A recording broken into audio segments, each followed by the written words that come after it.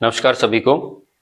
और आज हम हिमालय पर्वत के बारे में अपनी बात को आगे बढ़ाएंगे। तो सबसे पहले हिमालय पर्वत की ये जो हिमालय पर्वत है ये इस रूप में यूं आर्क के रूप में फैला हुआ है। और दिशा की बात करें तो ये जो दिशा है ये उत्तर पश्चिम दिशा है, उत्तर पश्चिम दिशा से लेकर के, और ये जो दिशा है इसे हम दक्षिण पूर्व दिशा मान सकते हैं हिमालय के संदर्भ में। तो उत्तर पश्चिम से लेकर के दक्षिण पूर्व दिशा की ओर फैला हुआ है। गॉर्ज की बात करें तो यहां पर सिंधु नदी का गॉर्ज है, सिंधु नदी के गॉर्ज से लेकर के और यहां ब्रह्मपुत्र नदी के गॉर्ज तक फैला हुआ है। ये यहां है कि नीचे, ये हलंत है, आधा है, ये है गॉर्ज। वी आकार की जो घाटी होती है उसका जो विस्तृत रूप होता है उसे गॉर्ज के नाम से जानते हैं। तो गॉर्ज और कैनियन वी आकार की घाटी के ही विस्तृत रूप हैं। तो सिंधु के गॉर्ज से लेकर के, सिंधु नदी के गॉर्ज से लेकर के ब्रह्मपुत्र नदी के गॉर्ज तक हिमालय पर्वत फैला हुआ है। लंबाई की बात करें तो कुछ किताबों में तो 2400 किलोमीटर लिखा हुआ है, कुछ के अंदर 2500 किलोमीटर लिखा हुआ है। तो लगभग 2500 किलोमीटर की लंबाई में हिमालय पर्वत फैला हुआ है। देशांतरी विस्तार की बात करें तो ये देशांतरी विस्तार देखिए, ये जो भाग है इसे हम देशांतर मान लेते हैं, यहाँ हम इसे देशांतर मान लेते हैं। तो 74 डिग्री पूर्वी देशांतर से लेकर के और 96 डिग्री पूर्वी देशांतर तक लगभग 22 देशांतरों में, लगभग 22 देशांतरों के अंदर हिमालय पर्वत का विस्तार पाया जाता है। हिमालय के मोड़, हिमालय के दो मोड़ हैं। एक तो ये जो उत्तरी पश्चिमी भाग है इसे तो हम कश्मीर मोड़ कह देंगे, और ये इस तरफ का जो भाग है दक्षिण पूर्व वाला भाग है इसे हम असम मोड़ कह देंगे।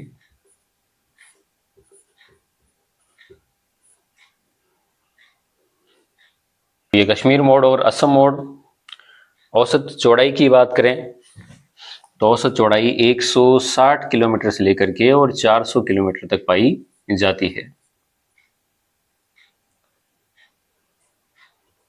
इस तरफ का जो भाग है यहाँ चौड़ाई कम है और यहाँ इधर चौड़ाई ज्यादा है।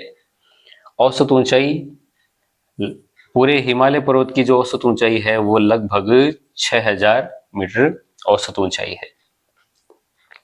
हिमालय को भौगोलिक रूप से 3 भागों में बांटा जा सकता है। पहला जो इसको भाग है इसे हम हिमाद्री के नाम से जानते हैं। दूसरा जो भाग है इसे हम लघु हिमालय या मध्य हिमालय के नाम से जानते हैं। और तीसरा जो भाग है इसे उप हिमालय या शिवालिक के नाम से जाना जाता है।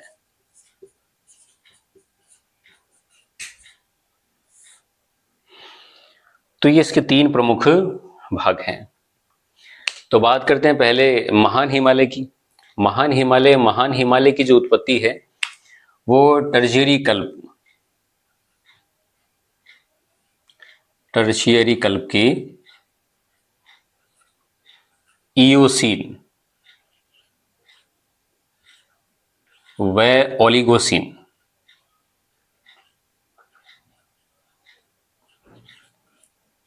इयोसीन व ओलिगोसीन युगों में हुई है। महान हिमालय, जिसे यहां हमने हिमाद्री लिखा है, इसी को महान हिमालय कहते हैं। महान हिमालय।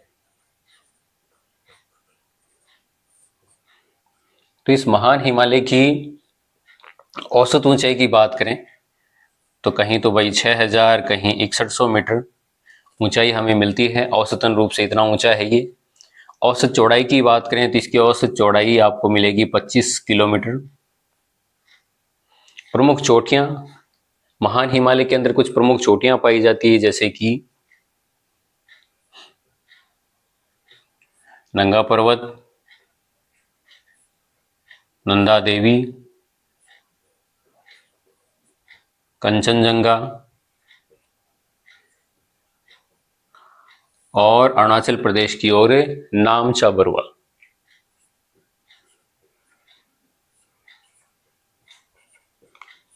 ये कुछ प्रमुख चोटियां हैं। इस हिमालय के अंदर कुछ प्रमुख दर्रे भी पाए जाते हैं, जैसे यहां कुछ नाम आपको दिख रहे होंगे, बुर्जिल दर्रा, जोजिला। ये जो दोनों दर्रे हैं ये लद्दाख के अंदर हैं।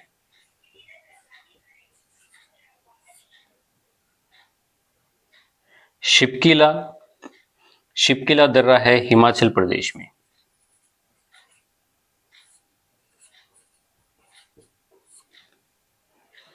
फिर देखिए कुछ एक नाम यहां ब्रैकेट में लिखे हुए हैं, थांगला, माना दर्रा, नीति दर्रा, लिपुलेख दर्रा।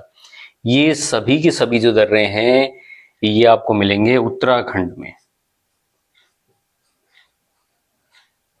उत्तराखंड, उत्तरांचल भी कह देते हैं जिसे हम लोग। फिर जेलेपला और नाथुला, ये जो दोनों दर्रे हैं ये मिलेंगे आपको सिक्किम में।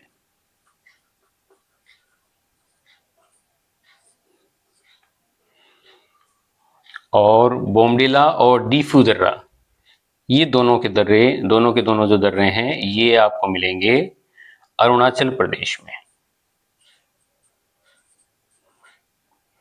अरुणाचल प्रदेश में।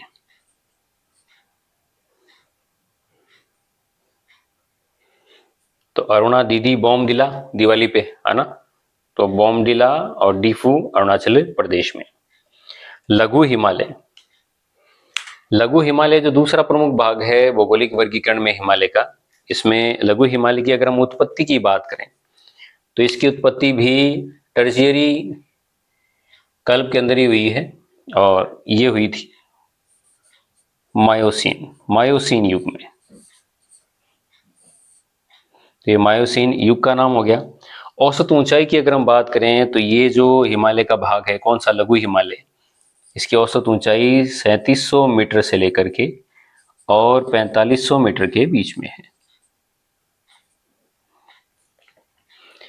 ये जो हिमालय पर्वतीय क्षेत्र है इसकी औसत चौड़ाई की बात करें तो औसत चौड़ाई आपको मिलेगी 60 से लेकर के और 80 किलोमीटर।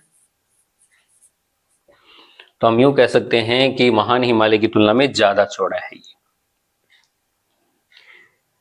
प्रमुख जो श्रेणियां हैं इस हिमालय के अंदर वो है पीर पंजाल श्रेणी।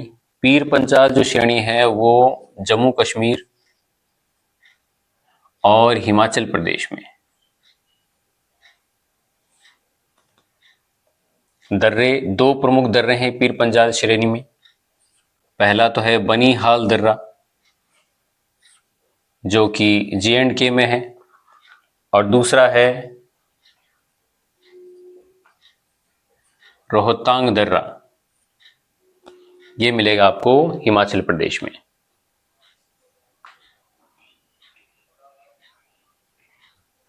फिर धौलाधर श्रेणी है हिमाचल प्रदेश में। नागतिबा और मसूरी ये है उत्तराखंड में। महाभारत श्रेणी ये है नेपाल में।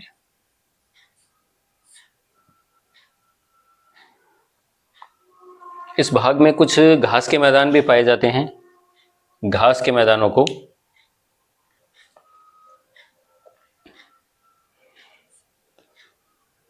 कश्मीर का जो इलाका है वहां तो कहते हैं मर्ग, गुलमर्ग, सोनमर्ग, ये नाम सुने होंगे आप लोगों ने। और उत्तराखंड वाला जो इलाका है वहां इन्हें बुग्याल या प्यार के नाम से जाना जाता है उत्तराखंड में। करेवा, यहां पाए जाने वाले जो जलोढ़ और हिमोड़ के निक्षेप हैं जहां पर केसर और जाफरान की खेती की जाती है वो करेवा कहलाते हैं। तो हम यूं कह सकते हैं जलोढ़ प्लस हिमोड़ निक्षेप, जहां पर केसर की खेती की जाती है।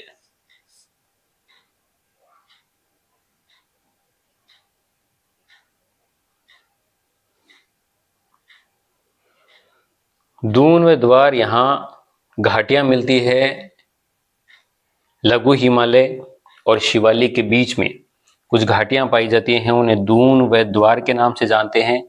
पश्चिम का जो भाग है वहां तो दून कहते हैं, जैसे देहरादून, तो ये तो मिलेगी आपको पश्चिम वाले भाग में। और इन्हें पूर्व की ओर द्वार कहा जाता है, जैसे हरिद्वार, तो पूर्व की तरफ इन्हें द्वार के नाम से जानते हैं। उसके बाद में तीसरे स्थान पर आती है शिवालिक श्रेणी। तो शिवालिक जो श्रेणी है, इस शिवालिक श्रेणी की अगर हम उत्पत्ति की बात करें तो इसकी उत्पत्ति भी टर्जीरी कल्प में ही हुई है। टर्जीरी कल्प में प्लायोसीन युग में।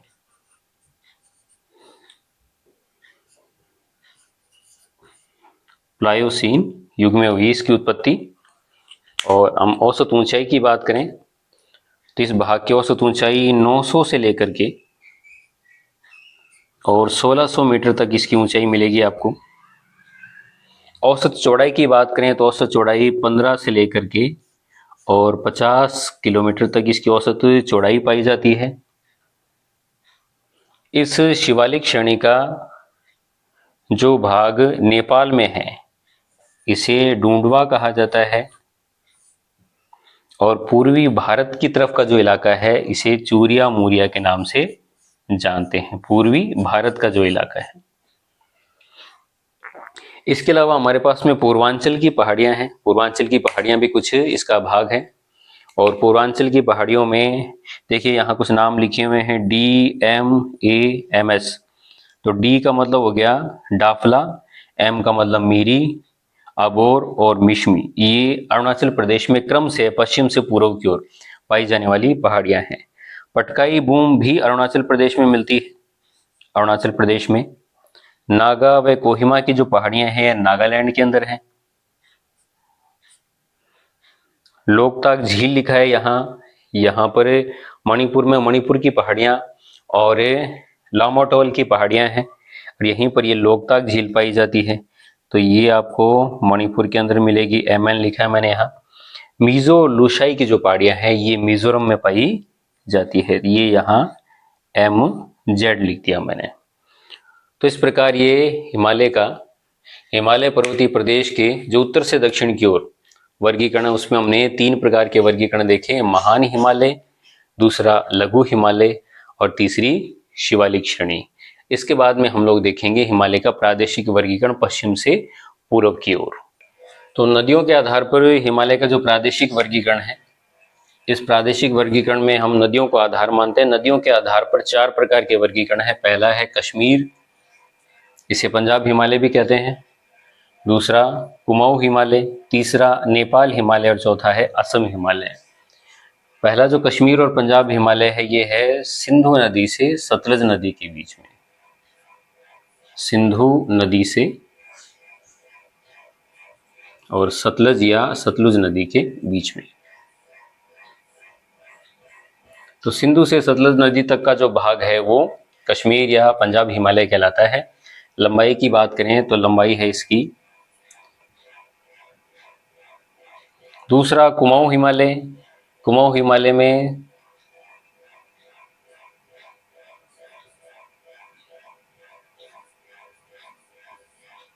सतलज नदी से लेकर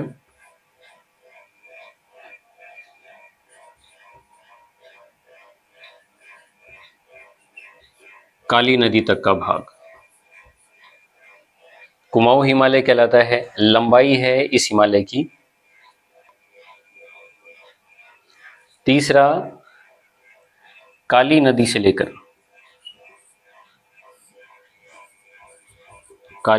लेकर तीस्ता नदी तक,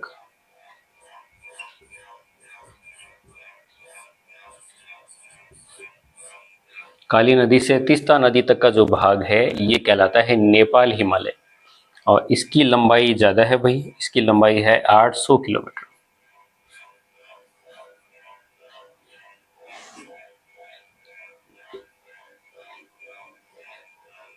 और चौथा असम हिमालय, तो सिंधु से सतलज, सतलज से काली, काली से तीस्ता, तीस्ता से दिहांग,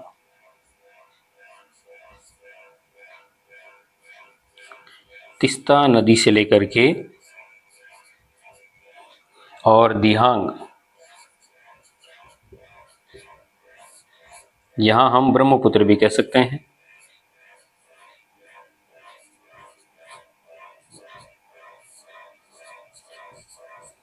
ब्रह्मपुत्र नदी तक का जो भाग है वो असम हिमालय कहलाता है और इसकी लंबाई है 750 किलोमीटर।